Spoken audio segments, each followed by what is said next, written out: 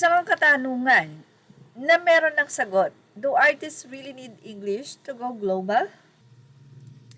Well, isa po ang BTS na nagpatunay na hindi kailangan na English ang kakantahin mo para makilala ka sa ibang bansa. Dahil ang BTS ay isang Korean group na kung saan ay kilalang kilala sa buong mundo. At ang kanta nila, of course, ang kanilang lingwahe. Kung ang BTS ang kauna-unahang Korean pop na sumikat sa buong mundo, eto naman po ang SB19 na pinatunayan din na hindi mo kailangang kumanta ng English or pure English para makilala ka din global or international. Nakita natin ang mga achievement ng SB19. Although nagkaroon sila ng, kumbaga noon ay pag-aalipusta na copycat, pero hindi ito naging sagabal para hindi nila tuparin ang kanilang mga pangarap.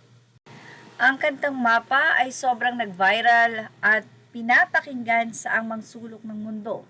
Although hindi nila naiintindihan ang liriko nito, pero ramdam nila kung ano ang ipinapahiwatig ng kanta dahil sa napakagandang melodya nito.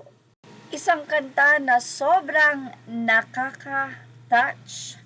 Anyway, sa ibang balita naman, ito po ay binahagi ng Billboard Japan ang nasabi nga pong artikulo about sa SB19. Well, ang nilalaman po ng artikulo is about doon sa pagsisimula ng SB19 at syempre ang kanilang tagumpay. Viral din sa social media ang sinagot ni Pinonong Pablo sa tanong kung sa kanilang album, ano nga ba yung new album nila na Wakas at Simula, ano yung pinaka-favorite song niya. Ayon kay Pablo, yung Wakas. Sabi niya, if you care for each other, you can stay together forever. At nakita natin na ang lyrics ng Wakas ay tila about sa pagsuko or darating yung panahon ng paghihiwa-hiwalay. Pero ayon nga kay Pablo, if you care for each other, you can stay together forever. Yes, sabi nga rin, kung may paraan, kung ayaw, may dahilan. Pero kung gusto, may paraan. Anyway, congratulations SB19 dahil nga sa kanilang Billboard Japan magazine kung saan ay talaga namang sobrang napakaraming Japanese ang humahanga sa Mahalima and very excited nga sila na mapanood pa ang SB19 sa darating na Summer Sonic.